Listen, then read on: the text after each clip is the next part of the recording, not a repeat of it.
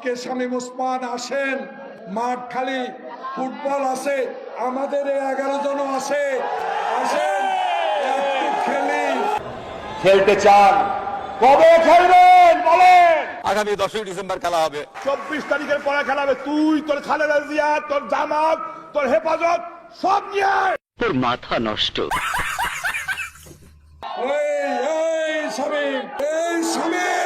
শামীম ওসমান তুই কোথায়? আয় একটু খেলি। তুই ধৈর্য ধর। এই কাউয়া কাঁদে, কি নিয়ে খেলবে?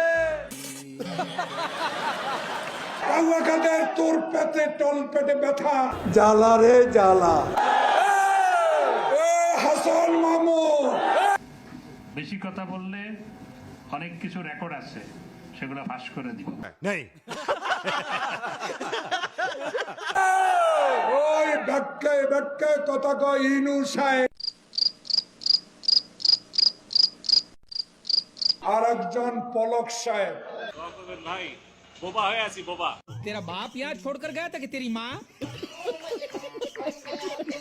মনে বড় জ্বালা।